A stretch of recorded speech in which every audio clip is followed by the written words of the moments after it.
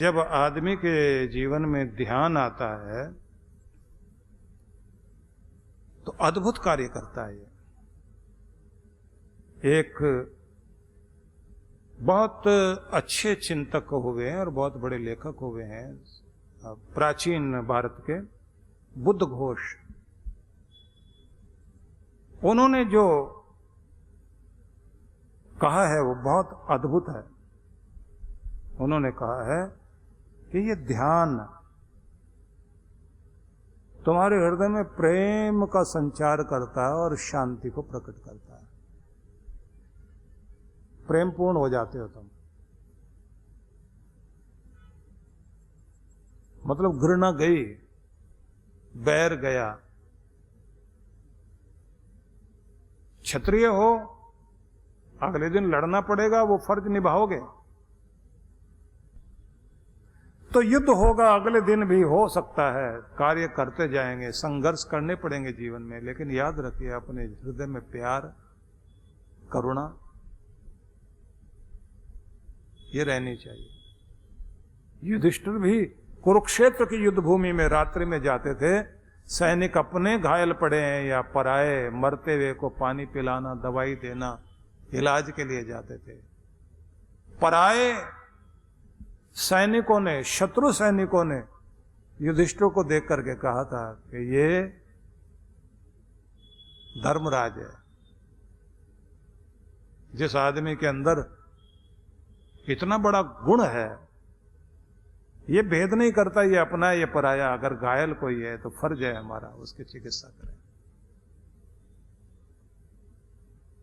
इसलिए मैं निवेदन करना चाहता हूं, ये संस्कृति भारत की बहुत ऊंची संस्कृति। ध्यान इसमें बहुत माध्यम है, बहुत बड़ा माध्यम है। कृष्ण भगवान ने इसलिए ध्यान को महत्व दिया। तो जो बुद्ध घोष ने कहा कि ध्यान में रुचि महत्वपूर्ण है, आपको शौक होना चाहिए, रस आना चाहिए। रस आएगा तो ध्यान टिकेगा, नहीं तो अगर आपको रुचि नहीं है तो कितना भी कोई महत्व बताता रहे आपका मन नहीं लगेगा उधर। लेकिन जब ध्यान होने लग जाएगा ये रस पैदा कर देगा, भक्ति में रस आ जाएगा, सेवा में रस आएगा, करना चाहोगे फिर आप, फिर नियम नहीं टूटेंगे। रस आना लग गया ना, आप भजन करते समय, दान करते समय, सत्कर्म करते समय जब आप ध्यानस्थ होने लग जाते हैं कि उस भगवान ने मुझे, उस मालिक ने इस लायक बनाया कि मैं 4 आदमी के काम आ सकता हूं, लाख लाख शुक्र है मेरे मालिक का, भगवान का। आप हाथ जोड़कर और जब ये कहते हैं इस लायक बनाए रखना मेरे परमात्मा, मेरा ध्यान हटे नहीं तेरे चरणों से। अब ये दान करने के बाद, सेवा करने के बाद जो आपने प्रार्थना की है, वो यहां ध्यान टिक गया आपका, इससे रस पैदा होता है। वो रस क्या करेगा? रुचि पैदा करेगा। आपको सेवा करने में रस आएगा, दान करने में रस आएगा, भला करने में रस आएगा। आपको लगेगा और करूं, और देने वाला आपको और लायक बनाता जाता है, आपकी झोली भरता जाता है, कमी नहीं छोड़ता। इसलिए महत्वपूर्ण बात है कि ध्यान करोगे रस भी आएगा, ध्यान करोगे शांति आएगी। और कहा ध्यान का क्षेत्र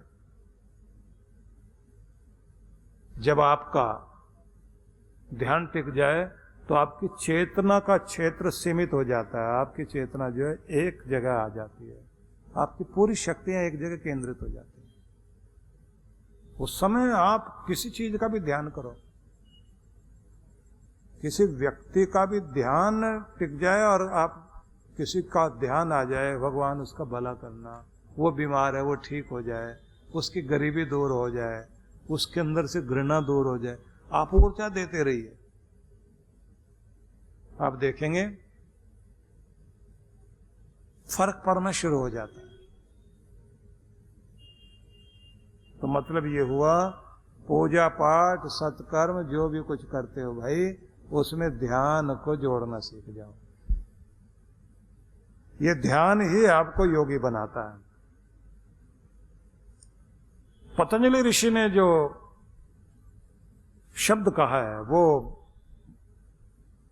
अभ्यास वैराग्याभ्याम तन निरोध। ध्यान जो है ना, अभ्यास और वैराग्य के द्वारा ही होगा, क्योंकि मन को टिकाना आसान बात नहीं है। मन को टिकाना चाहते हो ना, तो टिकेगा कब? जब लगातार प्रैक्टिस करोगे और जहां मन दौड़ रहा है उधर की तरफ से वैराग्य लाओगे।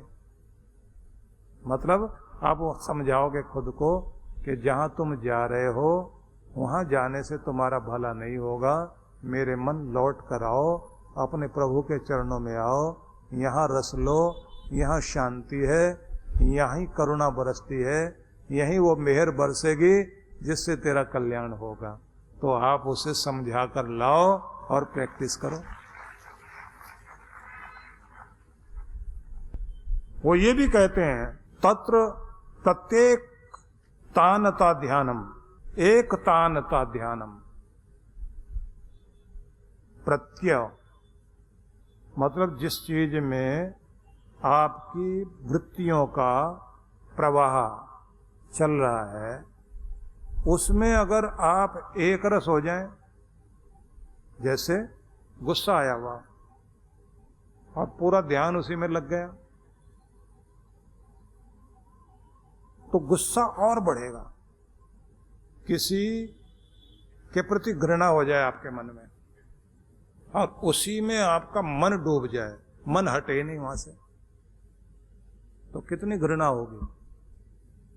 पहले तो आप उससे 1-2 गुना ही घृणा करते थे, अगर उसी में ध्यान टिका रहा तो इतनी नफरत हो जाएगी, ऐसे ऐसे उसकी कमियां दिखाई देने लग जाएगी, आप कहेंगे मैं तो जानता ही नहीं था, मेरा तो ध्यान अब गया, वो तो राक्षस है, उस जैसा तो बुरा आदमी नहीं कोई भी। और अगर आपका किसी के प्रति प्रेम जाग गया और उसी में आपकी एकाग्रता बन गई, तब तो उसका बोलना, उठना, बैठना, मुस्कुराना, व्यवहार करना, लेना देना, हर चीज प्यार पैदा करेगी। तो मतलब क्या हुआ कि ध्यान जिस चीज में जुड़ गया उसी चीज को 1000 गुना ताकत दे देगा। इसलिए ध्यान से हर चीज करना सीख जाइए। ध्यान ही है जो भगवान के चरणों से जोड़ेगा, और ये ध्यान ही है जिसके जरिए से आप योग युक्त होते हैं, योगी बनते हैं। प्रभु की प्राप्ति के लिए आवश्यक है ये। वाचस्पति मिश्र ने टीका लिखी। वाचस्पति मिश्र हमारे देश का एक बहुत बड़ा विद्वान पंडित था, जिसने वेदांत पर कार्य किया, अपना ग्रंथ लिख रहा था, तो उनकी शादी बहुत छोटी उम्र में हो गई थी। अब वाचस्पति मिश्र ऐसे व्यक्ति थे कि उन्होंने अपने ज्ञान ध्यान में लगे रहे, लिखने में लगे रहे, और माँ आती थी उनको खिला के चली जाती थी। तो उसके बाद माँ मर गई, लोगों ने फिर जोर देकर, रिश्तेदारों ने पत्नी को भेज दिया कि भाई तुम्हारा फर्ज है इनका ध्यान रखना। और जैसे पुराने समय में समझाते थे कि कन्या का विवाह हुआ तो उसके बाद में एक अंतेवासी व्यक्ति के लिए जैसे शिक्षा दी जाती है, वैसे उस समय शिक्षा दी जाती थी। बड़ी बूढ़ी महिलाएं बैठ कर समझाती थी कि अब जिस घर में तू जा रही है, यहाँ से डोली तुम्हारी यहाँ गई है, अब अर्थी वापस आएगी। इस घर का मान सम्मान तुम्हारा मान सम्मान हो गया, क्योंकि यहाँ से तुम्हारा भाग्य जुड़ गया है। और यहाँ के सुख दुख को अपना मानने के साथ साथ तुम्हारा अपना मान कुछ नहीं, तुम्हारे पति का मान ही तुम्हारा मान है। तुम्हारे पति की पगड़ी ऊंची रहनी चाहिए, तुम इस बात का ध्यान रखना। और पति के साथ वाद विवाद भी हो जाए तो हर बात को नाक का सवाल नहीं बनाना। और तुम्हारे माँ बाप के बदले वहाँ माँ बाप दिए जा रहे हैं, वो माँ बाप तुम्हारे हो गए, उन्हें अब तुम्हें बहुत ध्यान रखना, क्योंकि अभी तक राजकुमारी बनकर तुम इस घर में रह रही थी, तुम्हारी चलती थी, अब थोड़ा बदल जाएगा, अब उन माँ बाप की चलेगी और तुमने उनकी बात को मानना। बड़ी सारी बातें समझाई जाती थी। उसको थोड़ा अलग से समझा दिया गया। भामती नाम था उस महिला का। उसे कहा गया कि तेरा पति जो है एक बड़े काम में लगा हुआ, एक ग्रंथ लिख रहा है। बिल्डिंगें नष्ट हो जाती हैं, लेकिन ये जो ग्रंथ लिखे जाते हैं ये दिलों में बसते हैं। इससे बड़ी चीज कोई नहीं होती। और अच्छी पत्नी वो है जो अपने पति के आदर्श को ही अपना आदर्श मानती है, जो उसका आदर्श है उसे पूरा करने में मदद करती है, उसकी राह में रोड़ा नहीं बनती, उसे ऊंचा उठाने में मदद करती है। अब इसने ये बातें सुनी तो अपने पति की सेवा करती रही। और कमाल ये हुआ, वो भी भला आदमी ऐसा, उसको ये लगता है कि कोई रिश्तेदारों ने कोई व्यवस्था कर दी है, जो एक महिला आती है खिला के चली जाती है, और ये कह दिया गया था तू अलग कमरे में सोएगी, इसको तंग नहीं करना। तो वो बेचारी वैसे ही रहती रही और बूढ़ी हो गई, ये भी बूढ़ा हो गया। जिस दिन इसका ग्रंथ खत्म हुआ तो पूर्णिमा की रात्रि थी और दिया बुझा, चांदनी छिटक रही थी, और ये खड़ा होकर भगवान का धन्यवाद कर रहा है कि भगवान तेरे कारण ग्रंथ पूरा हो गया, जीवन का एक लक्ष्य पूरा हो गया, इस धरती को मैं कुछ देकर जा रहा हूँ, इस धरती से लेकर नहीं जा रहा हूँ। और तभी पीछे खड़ी हुई उस पत्नी ने भी वैसे हाथ जोड़े और कहा भगवान मेरा फर्ज भी पूरा हुआ, मैंने अपने जीवन की जो जिम्मेदारी ली थी उसे पूरा किया। अब ये पीछे मुड़ के कहते हैं देवी तुम कौन हो और इतनी रात में यहाँ क्यों हो? उसने कहा देवी वेवी छोड़िए, मैं आपकी पत्नी हूँ। इतने समय से तुम ऐसे सेवा कर रहे थे। बोले आपका ध्यान कहाँ था? मैं तो अपने लिखने में उसी चिंतन मनन में रहता था। अब गृहस्थ धर्म तो इसके बाद क्या पालन होना था, बुढ़ापा आ गया था। उसने बेचारे ने इतना ही कहा, हमारी वंश बेल नहीं चली, मैंने तो फर्ज निभा दिया। पति ने कहा तेरी वंश बेल ये ग्रंथ है, और इसको जो है मेरे नाम से नहीं जाना जाएगा, इसमें मैं लिख रहा हूं भामती टीका, ये जो है भामती के नाम से हुआ, उन्होंने उसी के नाम पे लिख दिया। वाचस्पति मिश्र जो है उनका नाम नहीं जाना गया, भामती का नाम जाना गया, जिसने जो है बेस बन गई, आधारशिला बन गई एक व्यक्ति को आगे ले जाने के लिए। तो उन्होंने एक पंक्ति लिखी, क्योंकि ये तो बीच में प्रसंग आ गया इसलिए मैंने सुना दिया। उन्होंने एक पंक्ति लिखी कि भाई ध्यान क्या है। वाचस्पति मिश्र ने एकाग्रम एक तानम, मन की एकाग्रता जिस आदमी की सद गई और जिसको एक तान होना आ गया, उसे ध्यान करना आ गया। मतलब जैसे आदमी तेल देखता है और तेल की धार को देखता है, तेल लेकर कटोरे में डाल रहा है ना, तो नीचे कटोरी लगाएगा कहां? कहावत है तेल देखो और तेल की धार देखो, कटोरी मत देखो नीचे की, कि तेल को देखो ऊपर से जो गिराने लग रहे हो, और उसकी धार को देखो, उसी के अनुसार जो है कटोरी लगाओ, कि तब जो है तेल बाहर नहीं गिरेगा। कि ऐसे ही जिसने तेल देखा और उसकी धार को देखा और मन वहीं टिकाया, एक बूंद भी तेल नीचे नहीं गिरता। कि ऐसे जिसने भगवान पर ध्यान टिकाया और उसकी धारा में बहने लग गया, तो कहते हैं उसका गिरता हुआ अमृत तुम्हारे हृदय में गिरेगा और तुम्हारा ध्यान पूरा हो जाएगा। तो उन्होंने कहा है एकाग्रता साधना सीख जाओ। मतलब क्या? कि आप अपने घर परिवार में जो भी काम करते हो,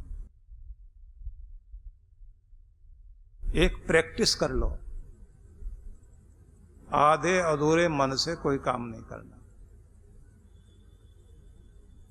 कोई भी काम करने बैठो पूरा मन उसमें टिकाओ। गा रहे हो तो गाने में ध्यान पूरा, सुन रहे हो संगीत तो सुनने में ध्यान पूरा। बच्चे कुछ चीज खाते हैं ना अपनी पसंद की,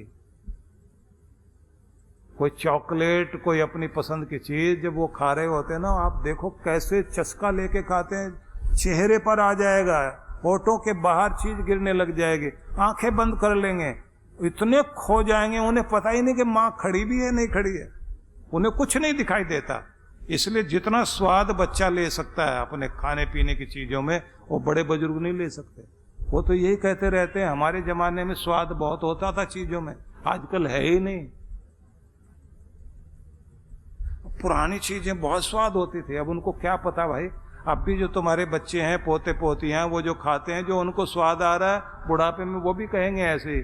वो उस समय बहुत स्वाद आता था, चीजें बहुत स्वाद थी, क्योंकि उनका ध्यान पूरा उसमें टिका होता था। अगर आप संगीत का स्वाद लेना चाहते हैं, पूरा खो जाइए उसमें, खाने बैठो तो उसी में खो जाओ, और अगर खेलने के लिए जाओ तो खेल में खो जाओ, और जब काम करने पर आप उतरो तो पूरे मन से उसमें उतरिए, देखिए कितनी सफलता मिलती है।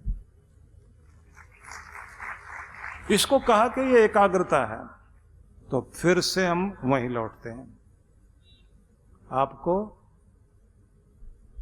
कृष्ण भगवान का संदेश याद रखना कि यज्ञ करो, दान भी करो, तप भी करो, स्वाध्याय करो अच्छे ग्रंथों का, नहीं छोड़ो इसको। लेकिन इससे ज्यादा महत्वपूर्ण है, इन्हें करते करते ध्यान भी करो, अपनी भक्ति को ध्यान बनाओ, अपने यज्ञ को ध्यान बनाओ, अपनी पूजा पाठ को ध्यान बनाओ, अपनी प्रार्थना को ध्यान बनाओ, उसमें ध्यान टिक जाए, उसमें तुम खो जाओ। क्योंकि यज्ञ से भी, वेद के अध्ययन से भी, तप से भी, दान से भी जो पुण्य मिलेगा, उससे भी कहीं बड़ा पुण्य तुम्हारे ध्यान से मिलेगा। इससे बढ़कर कोई चीज नहीं हो सकती।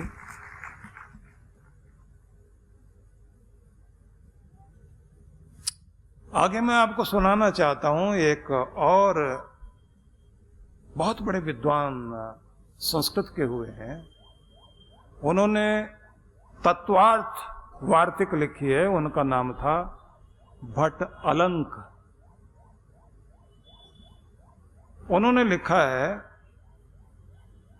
का एक चीज होती है एकाग्रता, एक चीज होती है अनेकाग्रता। अनेकाग्रता होती है जिसका मन 1000 जगह भटकता हो, और एकाग्रता होती है जिसका मन एक में ही टिक जाए, खो जाए, और ऐसा लीन हो जाए कि उसके सिवाय कुछ और दिखाई ना दे। तो उन्होंने कहा कितना भी ज्ञानी गुणी क्यों ना हो, जिसका 10 जगह मन भटकता है वो जिंदगी में कुछ नहीं हो सकता, और जिसका मन एक जगह टिकता है वो कुछ ना कुछ होके रहेगा। इसलिए अपने मन को एक जगह टिकाना जिसको आ गया, उसे भगवान की तरफ जाना भी आ गया। इस दुनिया में भी सफल होगा और उस दुनिया में भी सफल होगा। अब उन्होंने इसके लिए कुछ तरीके बताए, अब वो तरीके कल बताऊंगा, सारा तो आज नहीं बताना ना, तो बता रहा हूं आपको, बहुत काम की चीज बता रहा हूं, जो सार सार है ना, सारे पत्ते टहनी पेड़ सबके बीच में से फूल चुन के वही लाके दे रहा हूं आपको, बस संभाल लेना। परम पूज्य सद्गुरुदेव श्री सुधांशु जी महाराज के पावन सानिध्य में गुरु पूर्णिमा महोत्सव 29 और 30 जून। कार्यक्रम की रूपरेखा 29 जून आशीर्वचन सायं 5 से 7 बजे। स्थान Pandit Deendayal Upadhyay auditorium, science college, GE road, Raipur, Chhattisgarh. 30 जून गुरुदर्शन, गुरु पादुका पूजन एवं आशीर्वचन प्रातः 8:30 से 11 बजे। विशेष कार्यक्रम गुरु दीक्षा प्रातः 11 बजे। स्थान ब्रह्मलोक आश्रम, ग्राम परसदा, कुम्हारी, दुर्ग। आयोजक छत्तीसगढ़। संपर्क सूत्र परम पूज्य सद्गुरुदेव श्री सुधांशु जी महाराज के पावन सानिध्य में गुरु पूर्णिमा महोत्सव 5 जुलाई 2024। गुरुदर्शन, गुरु पादुका पूजन एवं सत्संग। समय प्रातः 9:30 बजे से 12:30 बजे तक। सायं 5 से 7 बजे। स्थान गणेश कला क्रीड़ा रंगमंच, नेहरू स्टेडियम के नजदीक, स्वारगेट, पुणे। आयोजक विश्व जागृति मिशन, पुणे मंडल। संपर्क सूत्र। आप सभी सपरिवार सादर आमंत्रित हैं। परम पूज्य सद्गुरुदेव श्री सुधांशु जी महाराज के पावन सानिध्य में गुरु पूर्णिमा महोत्सव 7 जुलाई 2024। गुरु दर्शन, गुरु पादुका पूजन एवं आशीर्वचन। समय प्रातः 10 बजे से दोपहर 1 बजे। स्थान वरदान लोक आश्रम, Kajupada, Ghodbunder road, post Mira road, east Mumbai. आयोजक वरदान लोक आश्रम। संपर्क सूत्र।